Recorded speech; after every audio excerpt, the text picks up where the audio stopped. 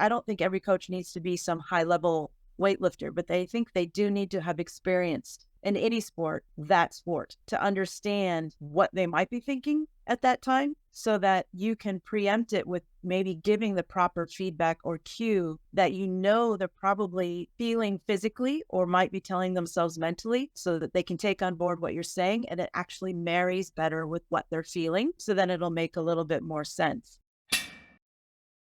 Welcome to Evidence Strong Show. Erin, it's my pleasure to have you the second time.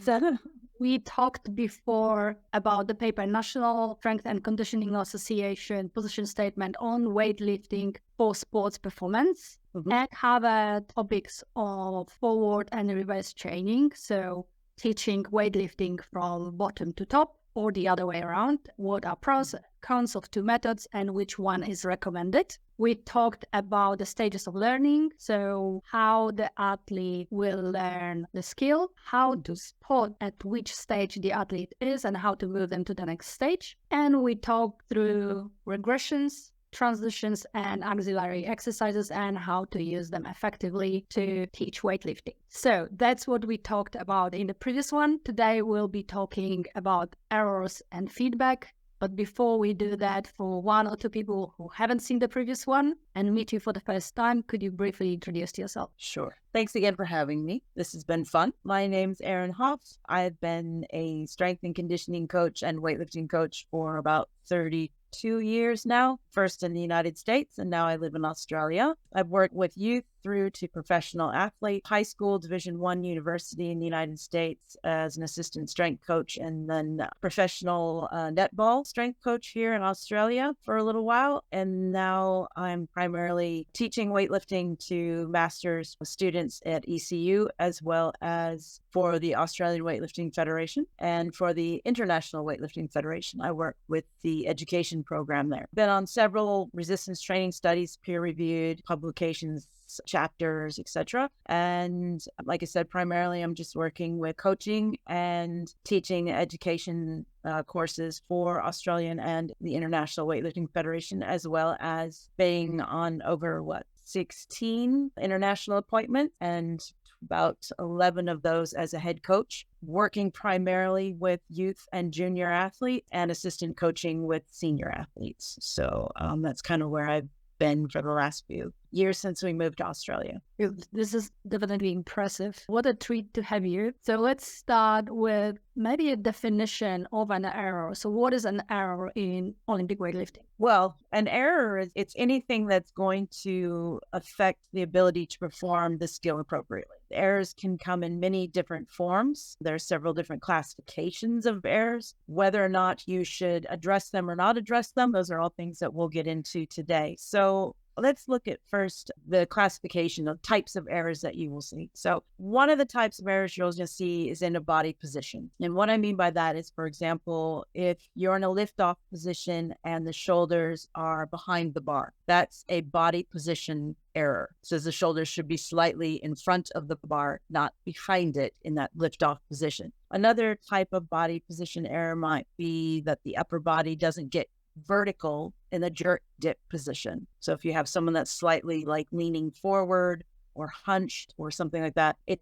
is a body position error. Another type of error is a movement characteristic. So this is when the athlete might be in the right positions, but the movement pattern is slightly incorrect, meaning in the jerk, they might be dipping too fast when it's supposed to be a controlled dip to a very fast drive. They might be going down and fast, down really quickly. So dipping too fast, cutting the pull or the top of the pull of the extension and getting a full extension. Another type of error would be balance and stability. So you're looking at their lack of balance or stability in, let's say, a receiving position. So they're not locked out thoroughly, like braced and holding position. They're moving or they're rocking or their arms are, not in the correct lockout position. Weight distribution in their feet. That's usually a very typical one that you'll see where you're getting a lot of, and this can happen at any point of the lift where the weight is shifting too far forward in a particular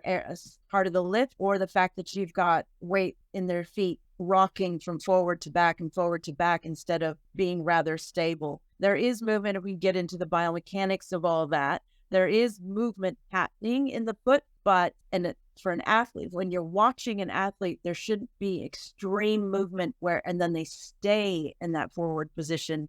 It goes with the bar, but again, that's all biomechanical stuff, and that's a little bit out of the realm of where we're going here, but we're happy to discuss that at another time. Lack of confidence is another type of error you're going to see. Usually that comes in the form of an athlete. You see them pausing or hesitating when they're into a certain point of the lift, especially when we're coming through, let's say, to the transition or second pull. You'll actually see them pause in that position, diving under let's stay with the slower movement. They're either hesitating, pausing, or their lack of commitment to it. So they're hesitating to go under the bar, wherever it is, whether it's a snatch or a clean reception or a jerk. But conversely, you'll have people that in their lack of confidence, their fear they're not going to be going fast enough or get there in time, they dive under the bar instead of waiting for the extension, or they move too quickly off the floor in the start. So their knees aren't able to get out of the way fast enough. And so then they end up with other issues related to that. So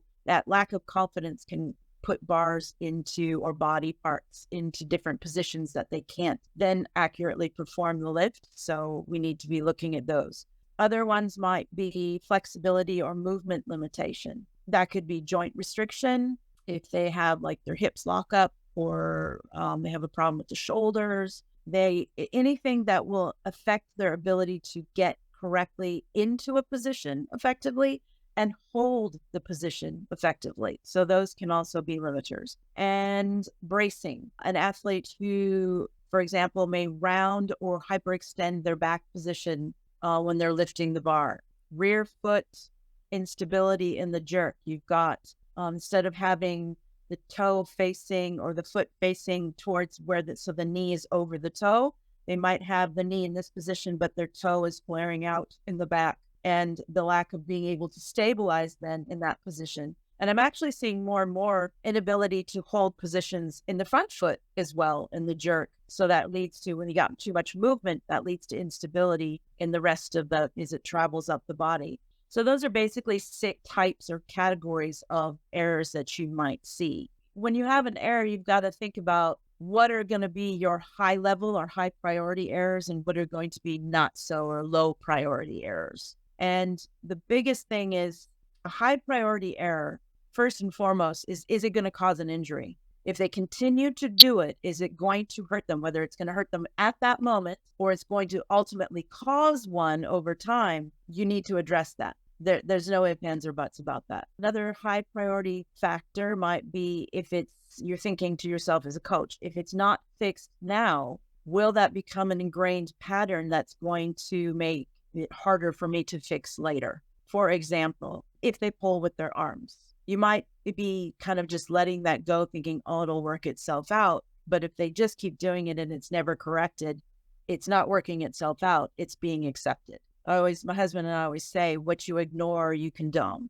We do need to be looking for something like, okay, what they're pulling with their arms, or again, like I said before, if they're raising their hips too fast off the floor, that is another issue, because then it moves the bar, shifts the weight forward. So then the bar is moving forward, and then you're basically looping it around. And as it starts at the bottom, anything that happens below the waist is going to be exacerbated above the waist. So if you're already starting and the bar's moving this way, it's just going to keep doing this all the way up the body. And that's usually where you end up either too far out front, and say in the snatch, the bar is going to be too far out front, or you're going to jam it through and it's going to get too far behind you in the back. Either one, not ideal. So again, it's finding if they are raising their hips too quickly off the floor, then that is something that needs to be, because it should be shoulders and hips moving together simultaneously, not teeter-tottering the way up the body. So we've said basically, if it's going to injure the athlete, that's key.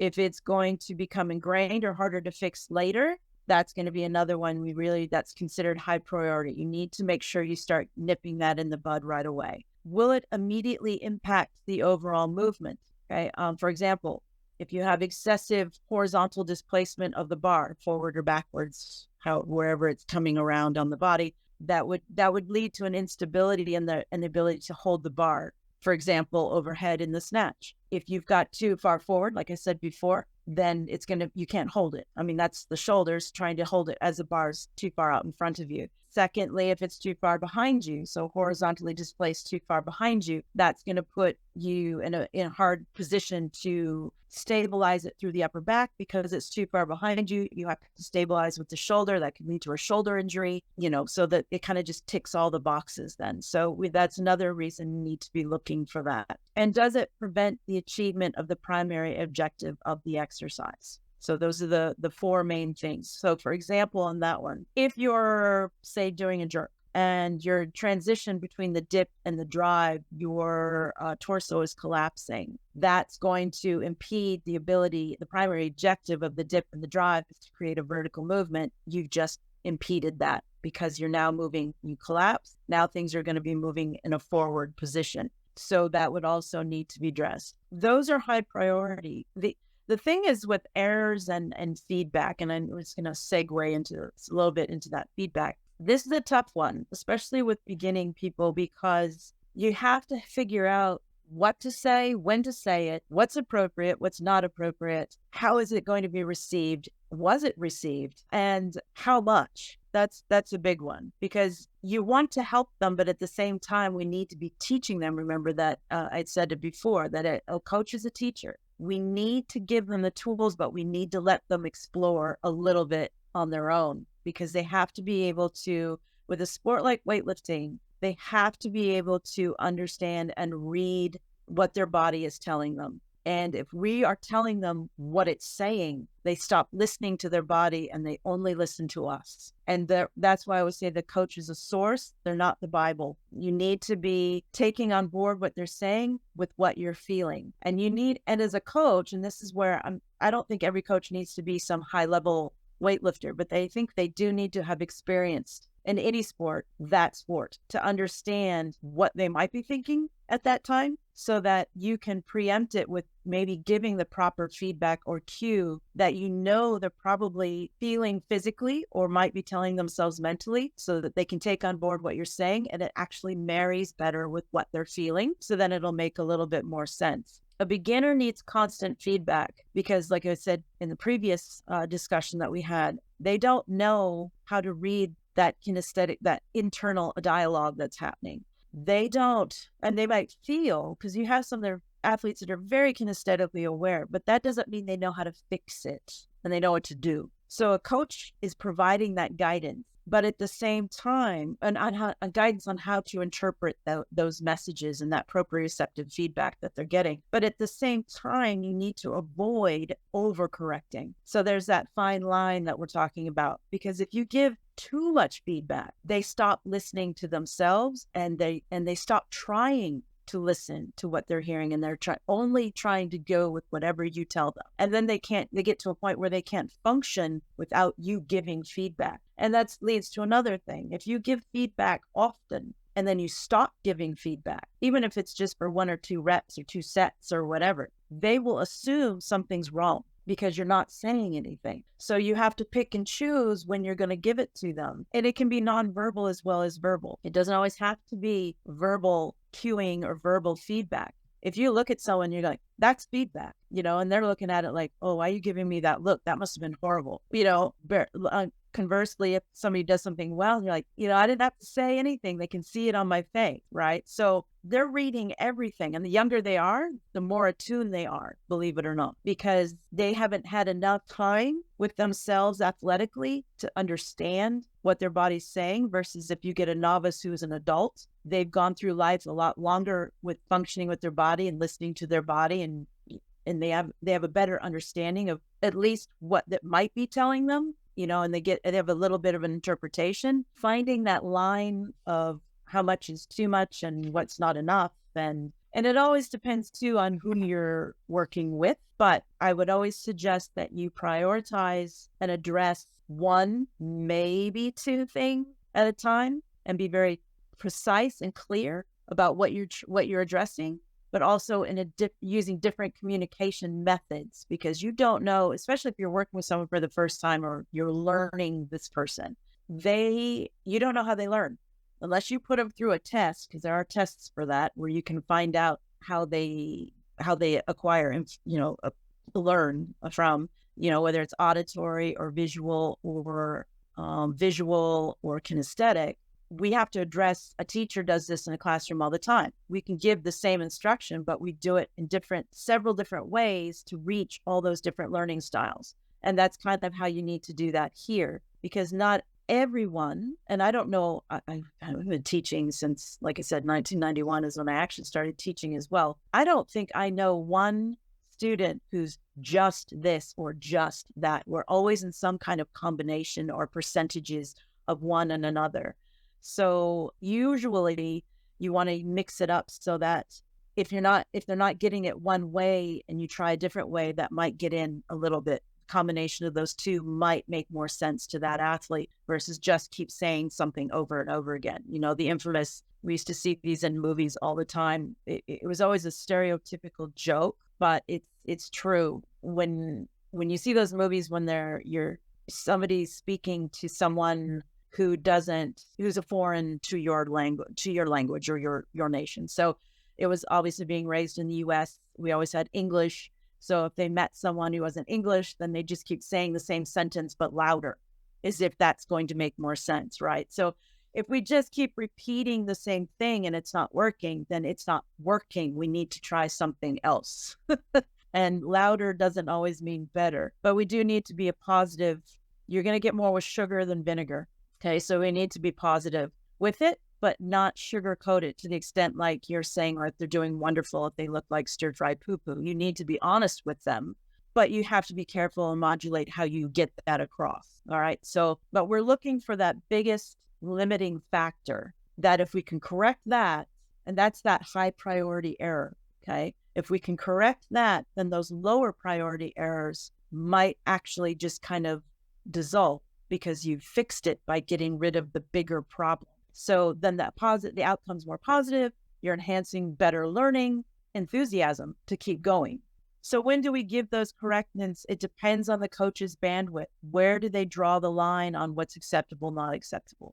Some guidelines could be, do I need to give feedback in these instances? And I'm going to say these ones, yes. And they're going to be very similar to something we've already discussed. First one, you give feedback if it's going to risk injury, because we need to change what's happening or they're going to get hurt.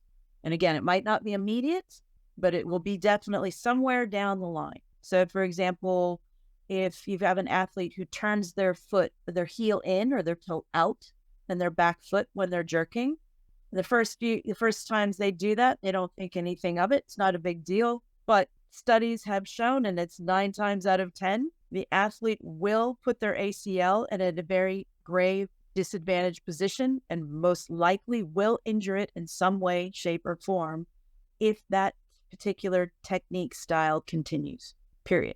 So we want to correct that. Yes, you give feedback if the results are a deliberate change on the athlete's part because they think that this particular change in technique or strategy is going to help them more, and it actually probably will not. Then you need to, so if they're making a physical change, for example, the biggest one we deal with at the moment is the athletes wanting to mimic the potentiating the off the floor. So they're basically kind of pumping their hips and before they lift up off the floor. Well, maybe not everybody knows. I know. My husband has worked through the studies and we've talked to several coaches whose athletes use this particular style, and notably the Chinese, because that is one that posts it up all the time, to potentiate the lift off the floor and get some momentum going into that so that you can accelerate a little bit better off the floor. The problem with that is that most people, I don't think, may or may not realize, is that you have to have a certain amount of hip strength or squatting strength to be able to perform that effectively, to get the most out of that. So I have athletes that are doing that who are not strong enough to make that effective. And by strong enough for that particular movement, without getting too much into it, is you're looking at 2.5 to 3 times body weight squat. So I know for a fact that my athletes can't do that. So for them to add that, thinking that it's giving them that little bit of something, is actually not. And the problem with the novice is not only from the strength or the getting the most out of what that's supposed to be doing for you is not going to happen. The other issue you have there is an athlete who's not already consistent, because they're novice in this case, because we're talking about beginners. They don't know where that lift off start position is. The Chinese, if you watch them when they do it, as soon as when they lift off, their hips are always in the same space or the same spot before the bar starts to break the floor, even though they've moved their hips. Athletes who do not know where that is because they're learning it are going to be very inconsistent on where that start position then is when the bar starts to lift off the floor. So then you're ending up with, if you do that 3 or 4 or 5 times, you're ending up with 3 or 4 or 5 different start positions. Not effective. So something needs to be said, and I usually correct them, and because they say, well, so-and-so does it, or I've seen this or whatever. And the easy way around that, to be honest, for me, is to say yes. And when you get to a lifting of that many years, or if you have that strength level, that is fine. I explain to them, this is what you need to be able to do for that to work. So when we get there, then we can address this and we can come back to it.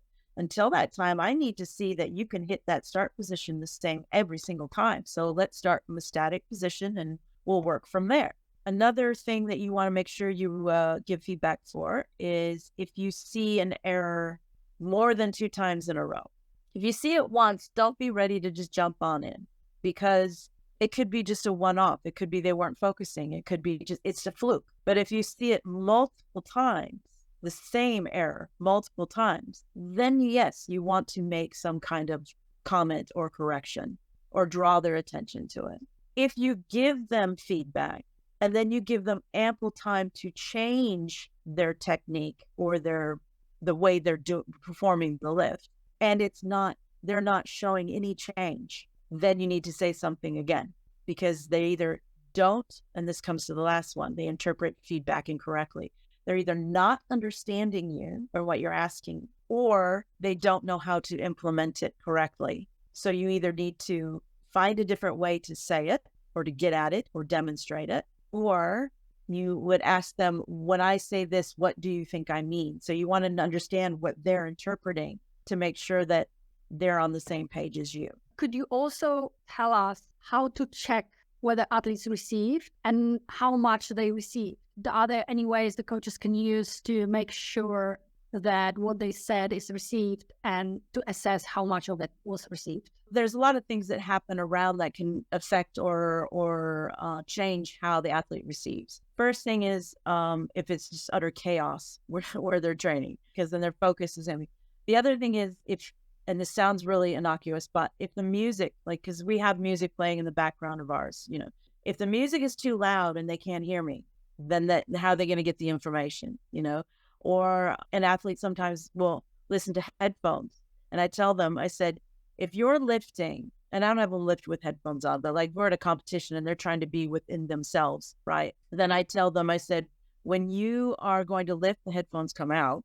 I said, but if you're just sitting there and I want the music down enough so that if I were to come over and at least say your name, you can hear me. So then you can take I want you to know, because I don't want to be yelling at you for you to hear me. So eliminating distraction can help. I'm not saying train without music, although there is a time and place for that, because when they go to a competition, when they get to a point where they're going to compete, there is no music. They need to know what it's like to lift in utter silence, because that can really trip up some people. So that does need to be prepared for as well. But yeah, I tend to have music down at a decibel so where I can be coaching and you can hear it, but you can hear me more. The other thing is, we learn in teaching, you have comprehension checks. So it's going to be trial and error for you to figure out what works and what doesn't work with particular athletes. I always ask, it's very simple. If I give them something, I'll say, does that make sense to you? So if I tell you this, what do you think I mean? I'm asking them so that they can tell me. They say, yep, that's what I want. So, okay, so when I say this, that's what I want. When you go through that, it's very trial and error. You keep doing that until you start establishing things that you can say. With certain athletes, it resonates, others it does not. If I say stay on your heels as long as you can to 4 of my athletes, I know one that if I say that to him, he will literally fall on his bum. because he's so kinesthetically aware. He puts everything all the way back. He goes too far, lands on his rear end, or is going to, he has a back pedal through. So I can't say that to him. I have to say, center your weight. It gives me the same result. But for him, if I say, keep your weight in your bum, it makes no sense to him. But if I say it to the other two on the platform, that may make sense to them. The luxury for me right now is a lot of my athletes are adults. So if something doesn't work, they just say, well, what do you mean when you say that? They'll just come right back and ask me. A child or younger athlete don't always ask because they think that you're going to think that they're dumb or whatever if they don't know what that means. So I asked them, I said, well, okay, I want you to finish the pull. I want you to get a better extension. And as I'm talking, I've become more and more as I taught K-12 for years. And especially when I went through K-8, when I talk, I use a lot of body movement because I was a foreign language teacher for a long time. So when I want someone to stay going longer, and I'm doing the movement so that they see what I'm doing and then they hear what I'm saying and it makes more sense to them, So I end up just doing that now with everything I do. So if I want someone to extend, like, yeah, I want you to extend more, and I'm showing them what I want. But I also, not while they're going through a set, but when they're done, I might explain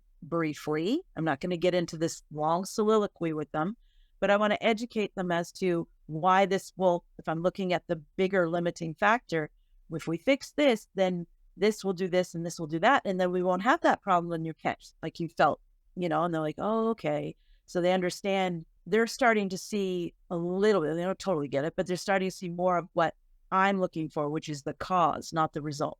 And if I said, if we fix this cause, then that result will be what we want. And I'm constantly just asking, it's that simple. Does that make sense to you? If I use a certain word, I would say, like, I want you to get a better extension.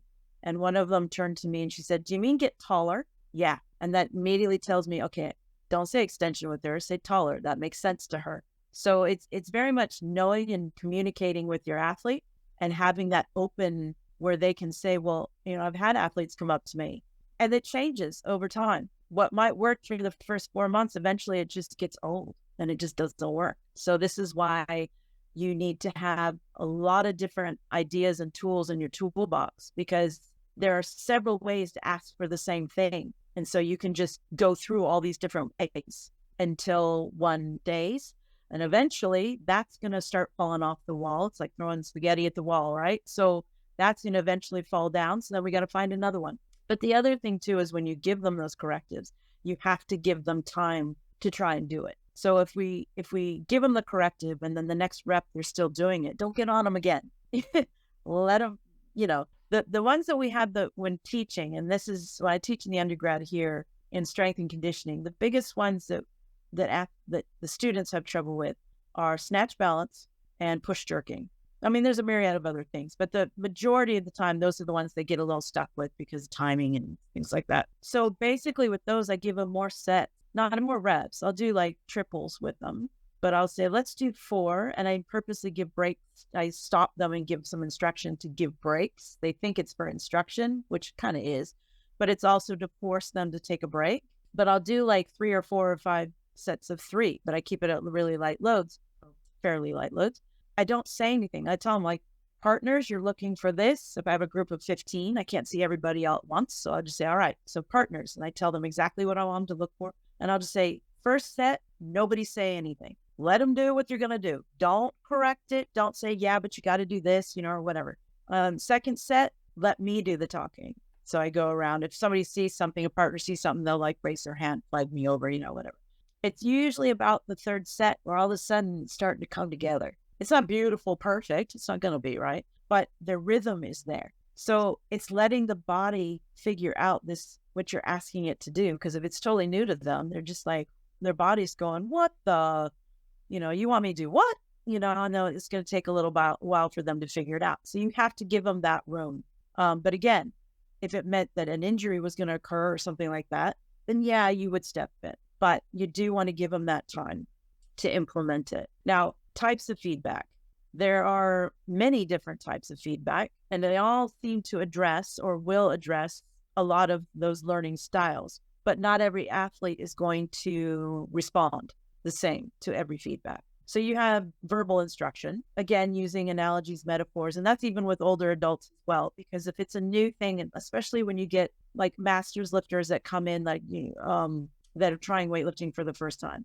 And if they have strength trained, but it's been a while or whatever it is, this is still new to them. And even if they were an athlete before, if they're an athlete in a different sport and they've done strength training or whatever, but not weightlifting, they come into weightlifting, they have mentally certain expectations of themselves because they were an athlete.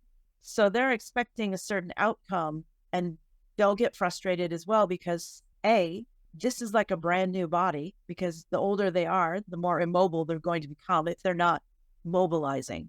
Okay. They're going to have days where they can't do things as well as, you can't do several like harder, heavier, more taxing days in a row because they need that time to recover that we didn't need when we were younger, things like that. So there's a lot of different things in dealing with that age group as well as youth. So youth and masters, you're kind of doing the same thing in terms of how you approach it and how you work in the mobility and stuff, because youth, they may have the mobility, but they can't control it.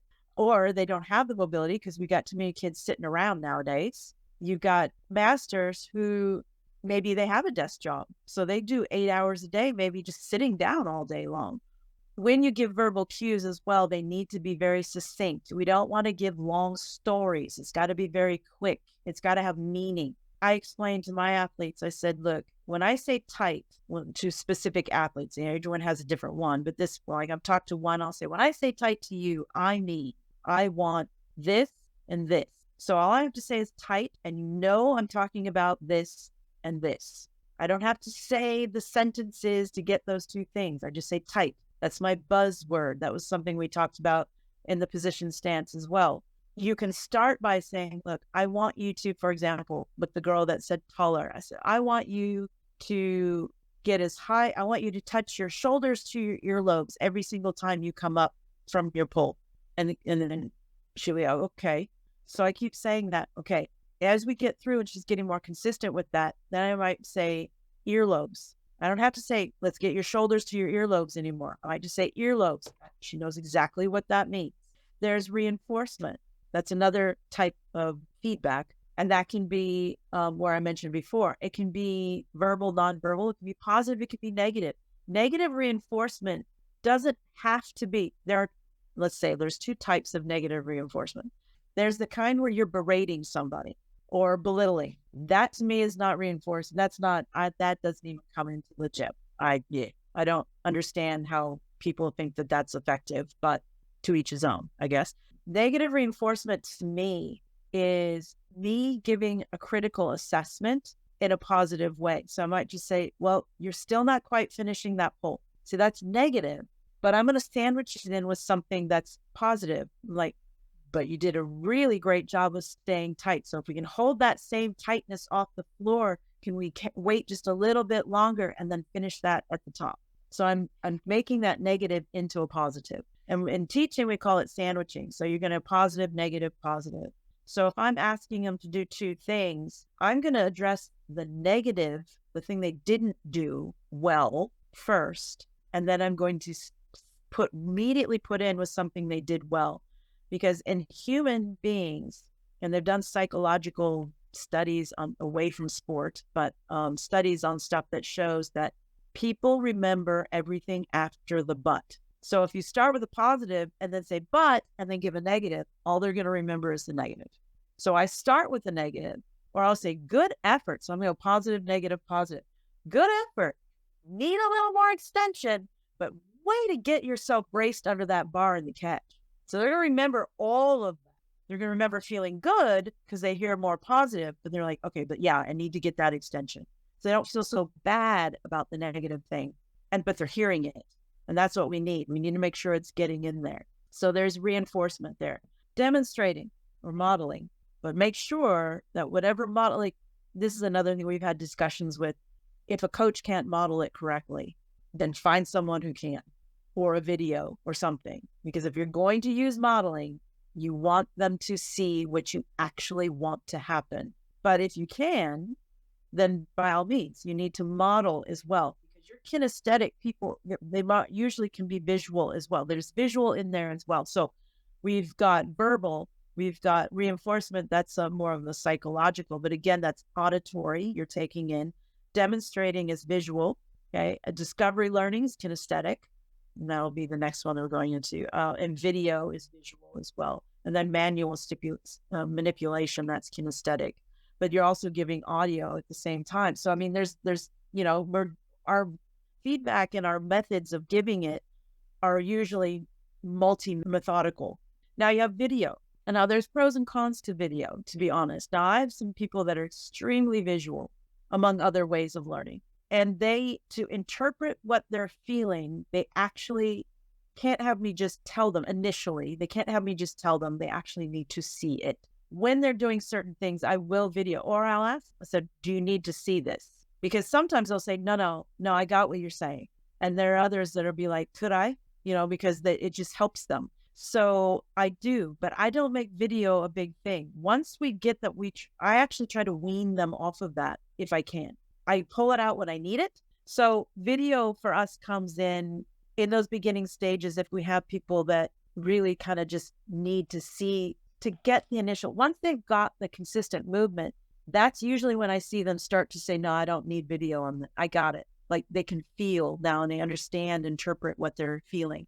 The only other time that I pull it out is if they're testing in the facility that we're training, so that they can see it, so that they can, because sometimes they'll say like, oh, that was way too heavy. I couldn't have gone up. And I'm like, really? And I'll show them the video and they're like, oh man, I was really moving fast. That felt so slow. And I'm like, remember, I keep telling you, when it's under load, it's going to feel like a house is on top of you, but you're doing fine. So it's just reinforcing some of the things you're telling them as a coach that they're not feeling. So they're kind of like, oh, you're right. I'm just moving really fast. So do you want to go up? Well, yeah, now I do, sort of thing. So it helps with that. But other than that, I don't really do the video. I'm very cautious with video instruction. And a video instruction to me is like, well, any of these actually are, like I'd said before, if you do it too often, they start to rely on that. So especially with video and verbal, if you're constantly showing or telling them before they have a chance to process themselves, they stop trying to process themselves. So you have to be really careful with all of this, that it doesn't become, that it's a tool and doesn't become a crutch or something that holds somebody back from catapulting forward. Because if they get too reliant on any kind of feedback, it's going to be detrimental to them in the long run. Does that help? Yes. Thank you. Yeah. Discovery is where you basically kind of, like I said, when I was talking about the snatch balance or the push jerk, you're kind of letting them explore through it a little bit on their own before you start jumping in and giving all the feedback. You got to be careful that you don't give them so much rope that they can hang themselves, if that makes any sense. You still are present. You still are the experienced one. You still have the eyes. You are their mirror. Okay. So you're telling them what you're seeing, but you do want to, especially with certain types of athletes. So you have to you have to know your athletes. Certain athletes, you can tell if you're giving too much information, it's going to overwhelm and they become more mechanical and they start to look like they hesitate and pause. And that you can seem like, oh, they're hesitating because they're not confident. Might be hesitating because they're thinking so much, because you're giving them so much stuff. So that's when you got to just really keep it simple. But discovery learning does have its place. They need to, because they need to actually work through these things. Now, will they do that in the cognitive stage? To a degree, but you got to limit it because they don't know what they're doing. They don't know what they're feeling. So you still need to be behind the wheel, but they've moved from the back seat maybe to the front seat. Does that make sense?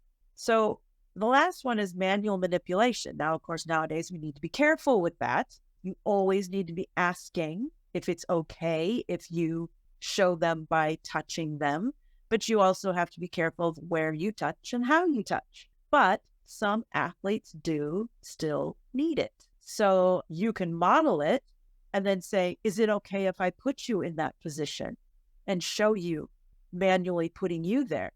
Give them that option. If they would prefer just to constantly see you do it, then there you go. And they can try to mimic. But it does have its, like all of these, they all have their time and place.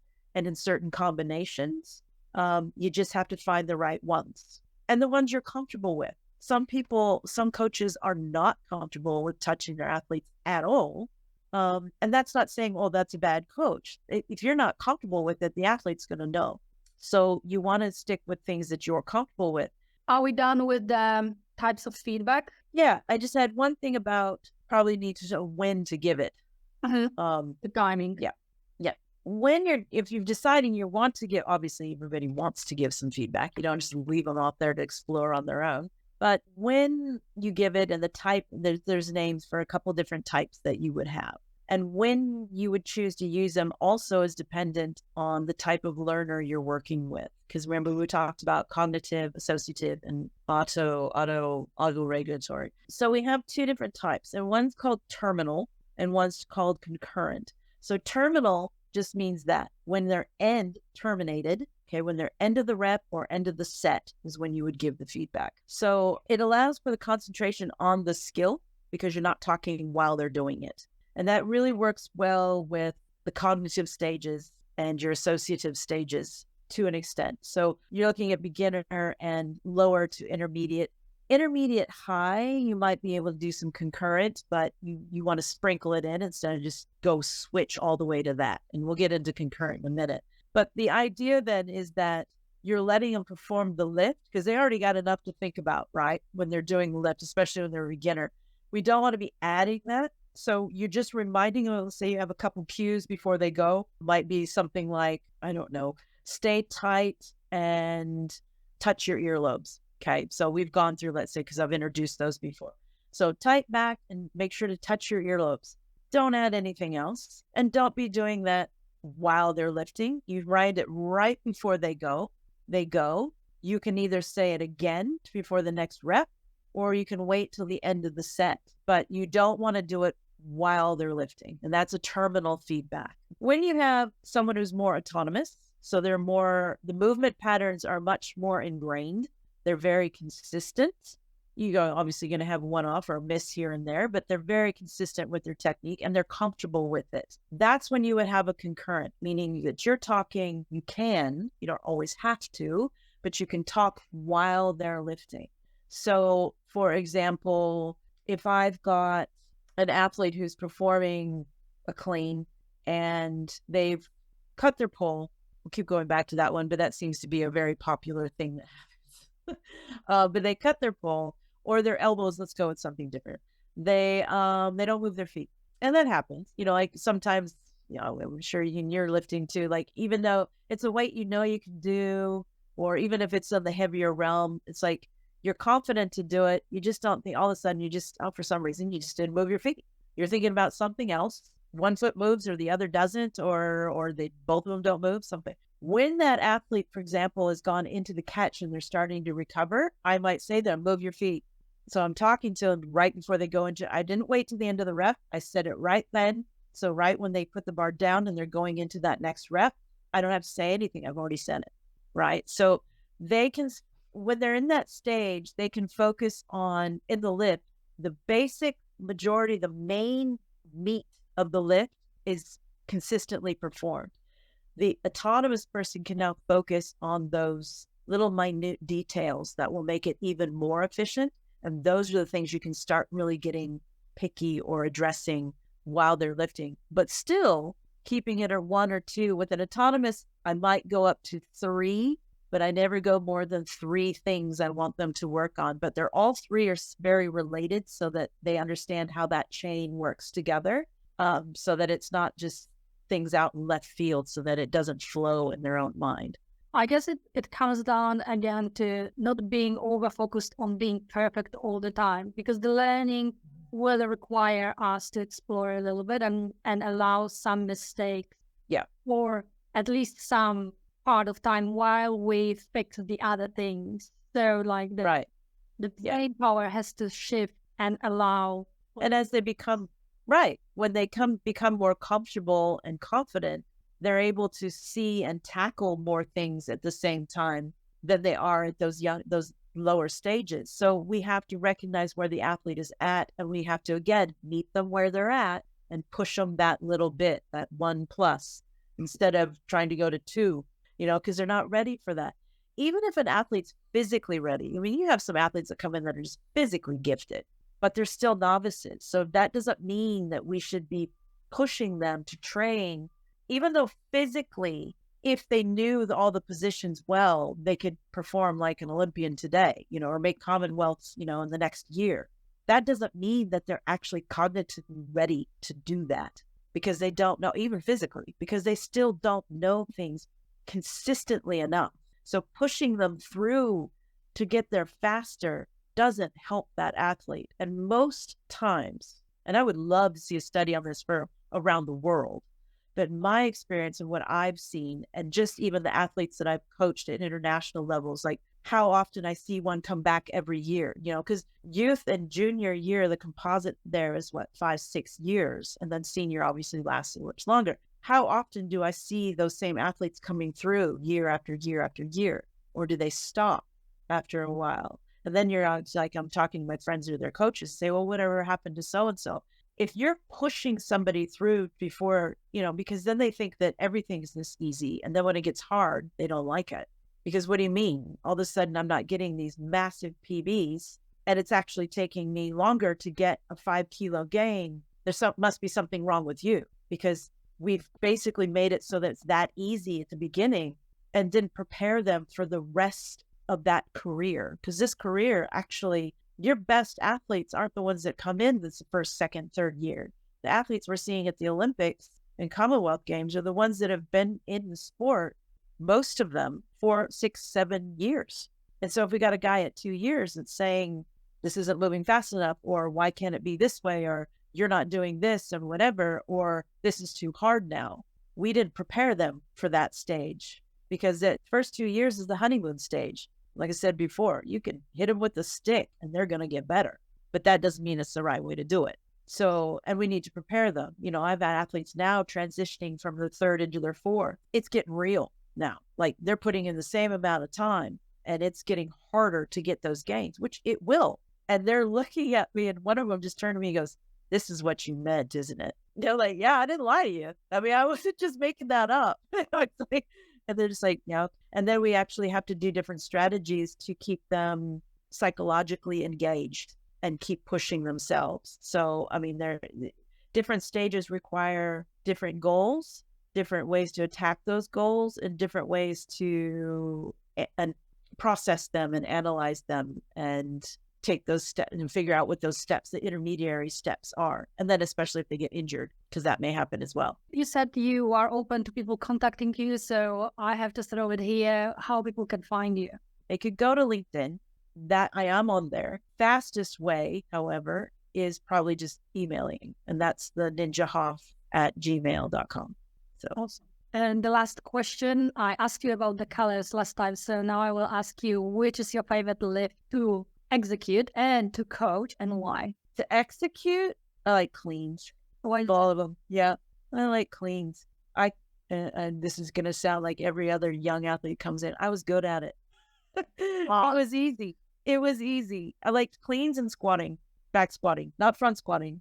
I did it. It was a necessary evil, but I liked cleans and back squats. I could do those all day long, especially from cleans from the knee. I think that was I did knee blocks. I don't know. I was just like, yes, I get to push this today, Yeah. To coach, anything where I see the light bulb come on, it doesn't matter to me. It could be the smallest thing. If I see the athlete get it, and that light bulb, they're like, oh yeah, okay.